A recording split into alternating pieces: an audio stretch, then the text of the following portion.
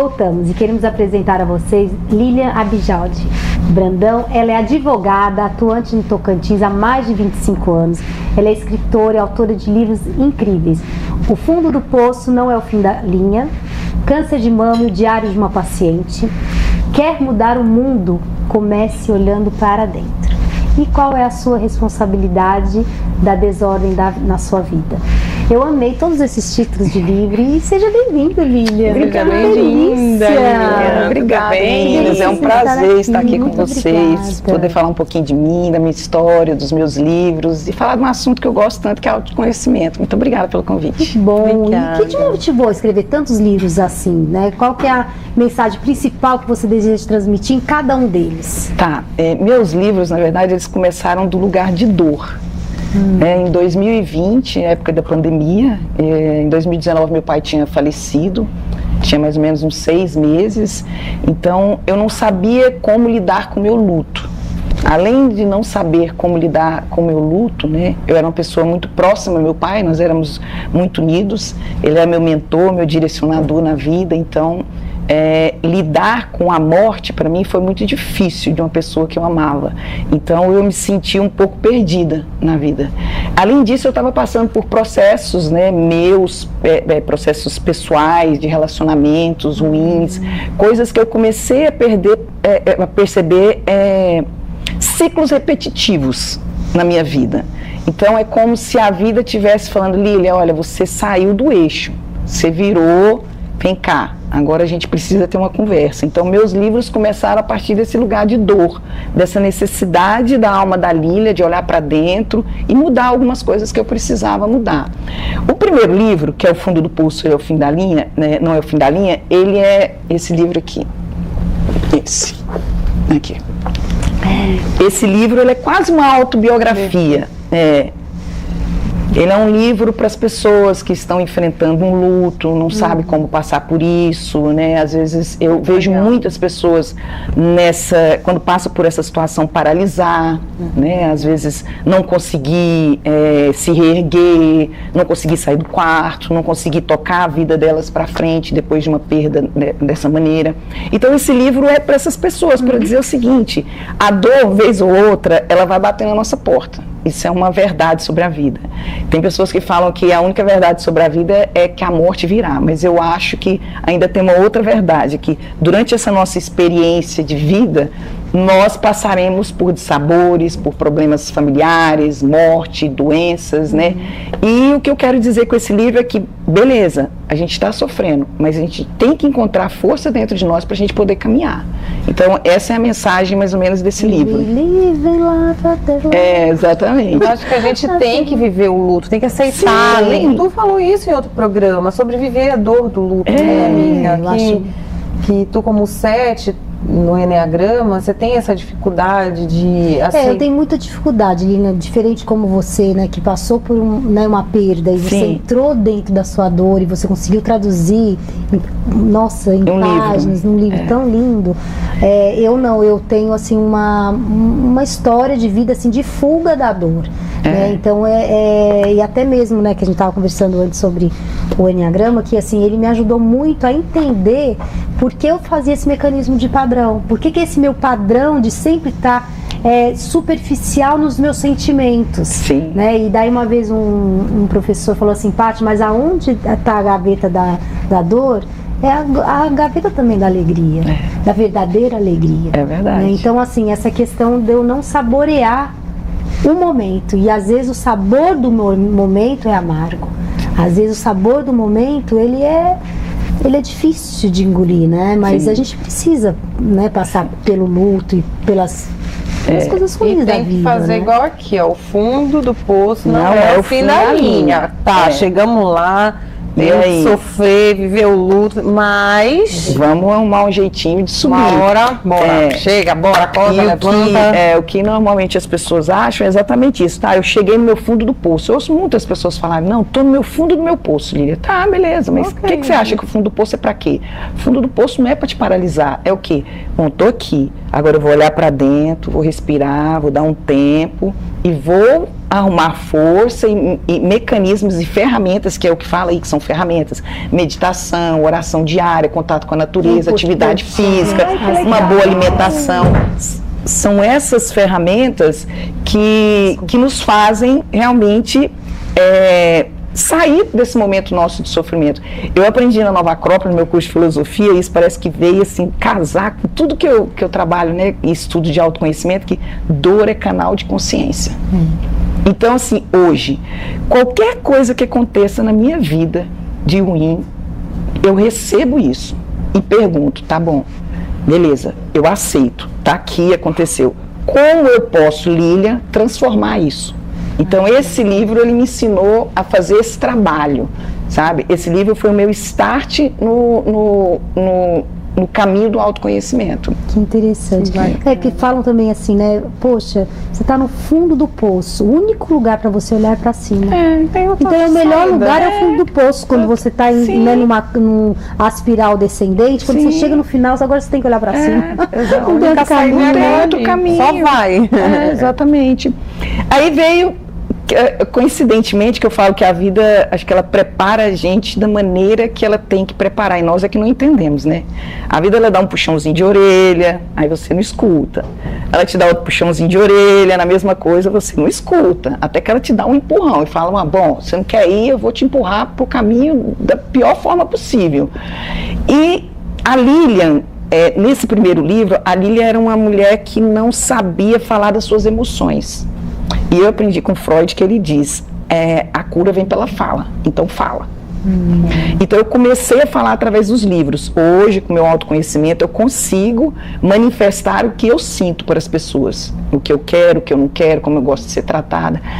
Só que eu demorei muito tempo para entender isso. Então eu queria mostrar para as pessoas uma mulher forte, uma mulher que carregava o mundo. Sempre que me perguntava, como é que você está, Lília? Eu estava sofrendo, mas eu falo, eu estou ótima. Se a pessoa estivesse ruim, mal, e aí eu falava, não, pode deixar que eu resolvo o seu problema, sabe? No trabalho era uma pessoa corrida, não tinha 15 anos trabalhando, eu não tirava férias, e eu achava isso o máximo, porque meu ego, né? Eu queria o quê? Que as pessoas falassem, Lília, né, a Lília dá conta de tudo. Você construiu uma figura que você tinha que construir uma figura, né? Que eu não dei conta de sustentar, e veio o câncer. E foi quando? O câncer foi mais ou menos um ano exatamente depois que meu pai faleceu. Que veio o diagnóstico. Que veio o diagnóstico. E eu falo que o câncer, ele foi assim, eu falo isso, as pessoas falam, Lília, como que você pode dizer isso? Eu falo, o câncer foi uma das maiores e melhores bênçãos que aconteceu na minha vida, para eu me transformar.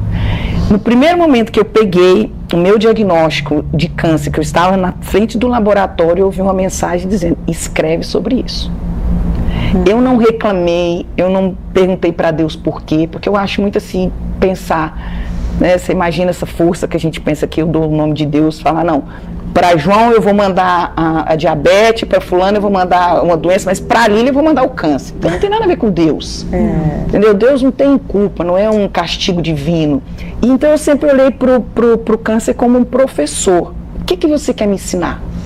O que eu preciso aprender? E ele falava claramente comigo, você não falava que queria ser forte? Agora eu vou mostrar que você precisa das pessoas para poder te ajudar. Você vai depender das pessoas para te dar um banho, para poder te colocar na cama. Muitos amigos durante esse período. Muita, sabe? Encontrei assim, muitas pessoas que me ajudaram e que me ajudaram a trabalhar isso, a me deixar ser o quê? Vulnerável.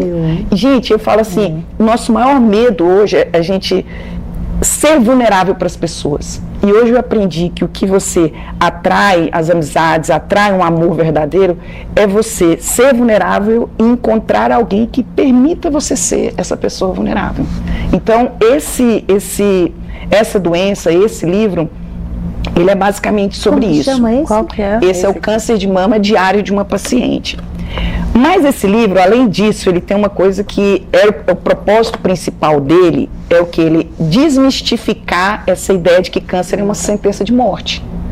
Então, por onde eu andava, nos hospitais, fazendo meus exames, minhas consultas, eu percebia muito, principalmente nas mulheres, que elas, quando recebiam o diagnóstico, elas ficavam extremamente depressivas.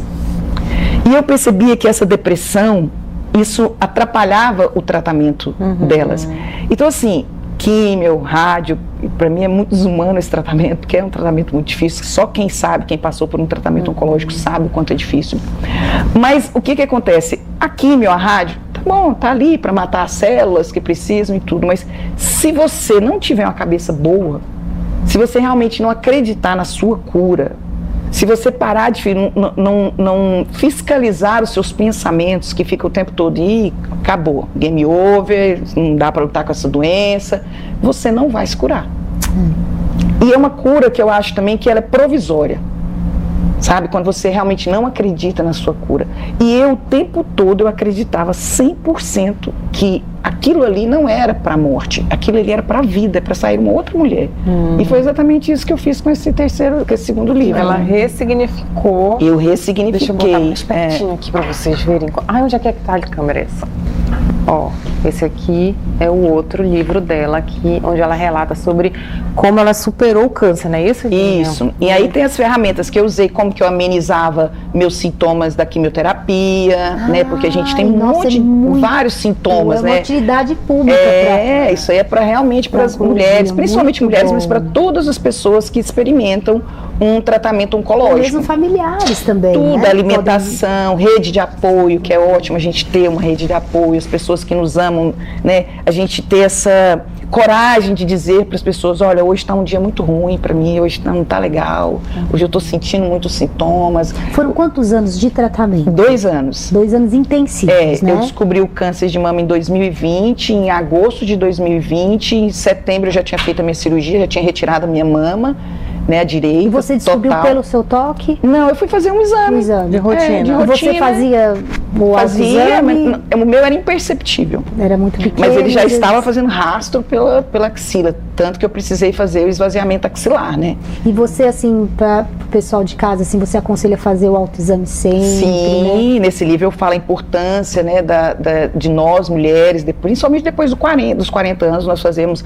né, os exames de imagem, né? Então foi através desse exame que eu descobri. Eu falo muito para minha filha, para as pessoas lá em casa, para as minhas irmãs, né, que são mulheres, para se tocarem, né? Porque às vezes não é nem só o câncer de mama, né? Às vezes pode aparecer em outro lugar, a garganta, a tireoide, né? Então a gente aprender a se tocar, né? Então esse livro ele fala todas essas ferramentas que eu usei para lidar com esse momento muito difícil, mas também para que as pessoas que estão passando por isso de alguma forma amenizar esses sintomas delas. Entendi. E assim, Lilian, quando você falou, eu pensei assim que realmente você tinha que desapegar de algumas coisas que te fizeram adoecer. Sim. Você acha que, por exemplo, no seu caso, o câncer, ele foi mais hereditário, mais hábito, ou ele faz mais uma somatização dessa mulher forte que você criou e que colocava muita coisa para dentro, né, e não conseguia, Sim. às vezes... O que você... Então, a minha percepção foi o seguinte: a Lília sempre foi uma menina desde nova, uma mulher hoje, que sempre cuidou do corpo. Não excessivamente, mas era uma menina que estava sempre, desde aí dos 6 anos de idade, fazendo atividade física. Nunca deixei de fazer atividade física. Cuidava muito da minha alimentação, mas os meus pensamentos eram muito acelerados. E desde pequena, e aí é nesse livro aqui que eu falo, né, que é o Quer Mudar o Mundo, Começa Olhando para Dentro, que é exatamente isso que eu fui observar, né, é o que a Lília, na verdade, ela era uma pessoa que ela queria ser forte, mas na verdade ela era muito sensível, só que ela não tinha coragem de falar isso para as pessoas, né? Então eu percebi que na verdade o câncer veio, não foi por conta de hereditário, porque depois eu fiz os exames e não tinha nada a ver com hereditariedade, né? Não tinha a ver com minha alimentação. Então, assim, não há esses estudos, ninguém me falou isso, mas eu tenho comigo a percepção que foi desse lugar de querer ser demais, de querer ser muito forte, de querer carregar as doenças. Você acha que a gente pode, essa somatização pode acontecer? Eu acredito muito nisso, que nós criamos a maioria das nossas doenças. É lógico que tem doenças que são genéticas, né? Tem algumas doenças que, enfim, que vêm, mas eu falo que muitas das nossas doenças, ela é questão das dores da nossa alma, né? E nesse livro aqui, que Quer Mudar o Mundo, Começa Olhando para Dentro, porque no primeiro, ele é o start do autoconhecimento. Esse daqui, ele é um livro que eu sistematizei isso. E aí, eu defino o autoconhecimento em 3 eixos, que é o eixo visualizar, o eixo aceitar e o eixo reformar. E o eixo visualizar é exatamente isso. Quem é a Lília? O que a Lília sentia? Tá. Como é que a Lília vê o mundo? Como que ela se relaciona com as pessoas? Né? Então, dentro desse eixo visualizar, que é o primeiro, ele tem 3 ferramentas que foram as ferramentas que eu fiz e eu consegui sistematizar isso. É o que? A primeira delas, levando a sua criança interior para passear. Ai, essa é a primeira ferramenta. Adoro. Então, vai pegar aqui. Desculpa, minha, porque ele ia aqui. Aí, agora. Então, é o que? Muito dos nossos comportamentos sabotadores, muito do que, da maneira como nós aqui, esse é o seu. Muito da maneira como... Eu vou apaixonada. Porque é o símbolo da transformação, né? Então, e aí, então, assim, muitos dos comportamentos que nós temos sabotadores, muitos dos a maneira como a gente enxerga o mundo tem a ver com a nossa criança interior ferida. Então, muitas vezes, lá na infância, eu passei por alguma coisa, interpretei de uma maneira e trago isso para a minha vida e para as minhas relações. Então, eu olhar para essa criança interior, e tem esses exercícios aí, como fazer, acho que é o primeiro passo. Sim. O segundo passo são o que eu chamo que é as perguntas-chaves. Então, eu separei essas perguntas-chaves dividi em 4 etapas. A familiar, as coisas pessoais, né? A familiar, pessoal, a outra do trabalho e a outra, acho que agora eu não me recordo aí. São 4 etapas. Ela falou pra você não recordar, para você comprar. Para você ler, gente, porque é muita informação. Aí, o que acontece? Essas quatro etapas aí, eu faço perguntas. Quem é a Lília? A Lília gosta do trabalho dela, e aí que eu fui entender como que a Lília trabalha na época, como que ela trabalhava. Corrido, não tinha tempo para almoço, não tirava férias. Então eu comecei, eu gosto do meu trabalho, gosto. Posso modificar ele de alguma forma que fique melhor, positivamente para mim? Posso. Como que é a Lília nos seus relacionamentos amorosos? Como que é a Lília quando é amiga? Como é a Lília dentro do seio familiar? Como ela se relaciona com o pai, com a mãe, com os irmãos, com os amigos, com as pessoas? Então, essa daí é o segundo exercício, que é fazendo as perguntas-chaves. Mas, para mim, o que realmente eu falo, porque as pessoas perguntavam, tá, beleza, você entrou no processo de autoconhecimento, mas como você fez isso?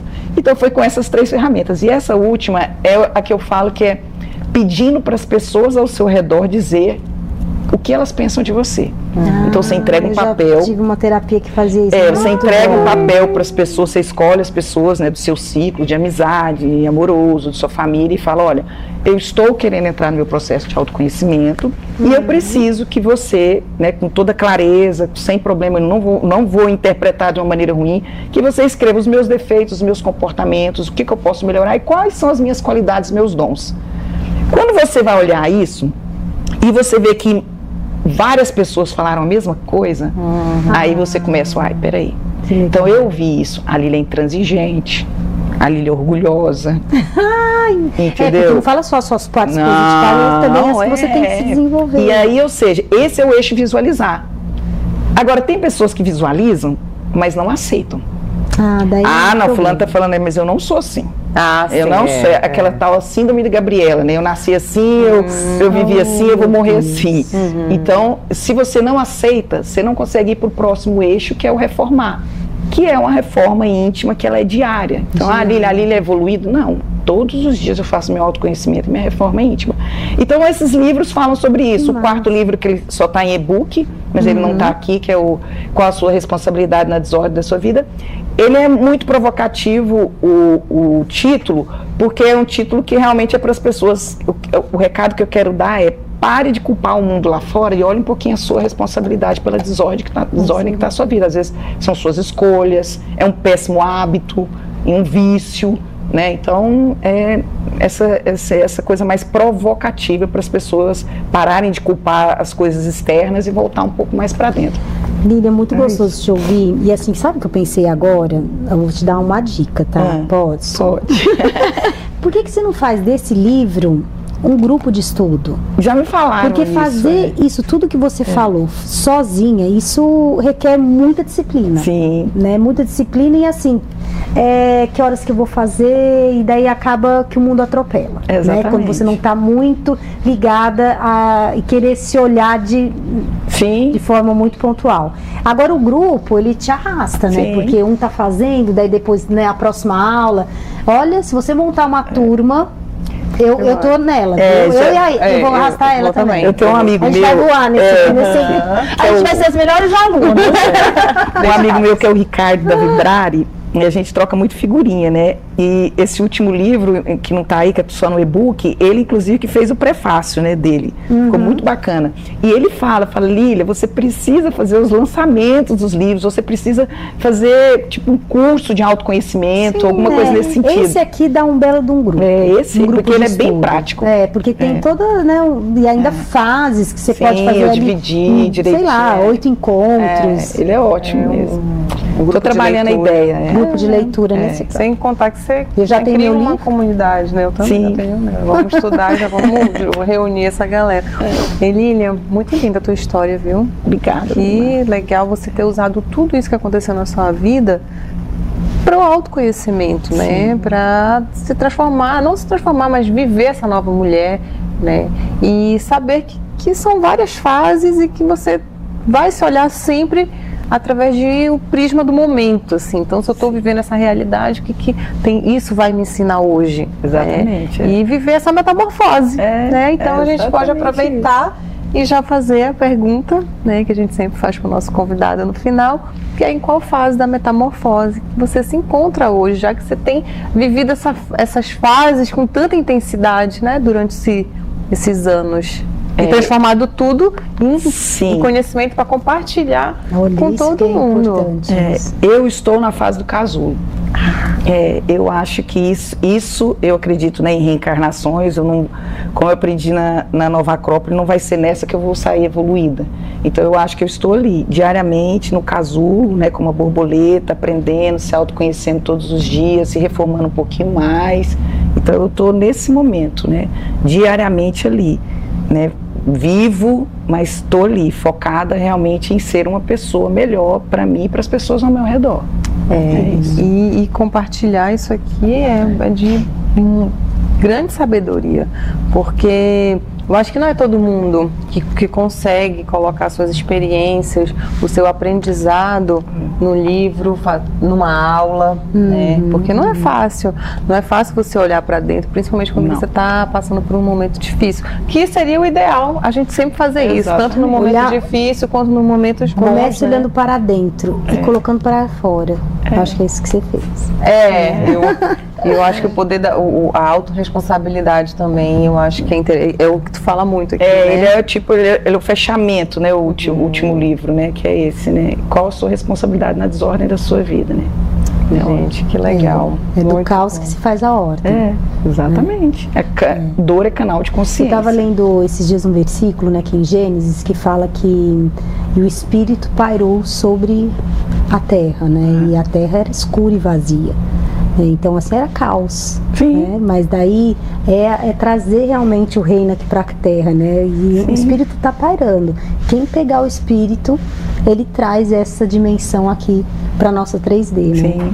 E é isso, assim, eu acredito que a gente precisa realmente viver o extraordinário de Deus aqui nessa terra, porque às vezes é muito difícil, né? Não é fácil. Tem uma frase de Freud que eu gosto muito também, que ele fala que a vida examinada não vale a pena ser vivida, né? Então, nossa missão aqui, o nosso propósito, eu acho que a nossa tarefinha é essa, evoluir.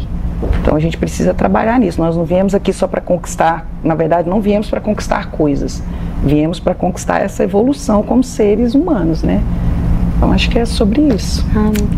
Que lindo, gente. Muito obrigada, pelo papo, adorei. Amei. Muito obrigada. Foi fácil, foi tão gostoso de ouvir, né?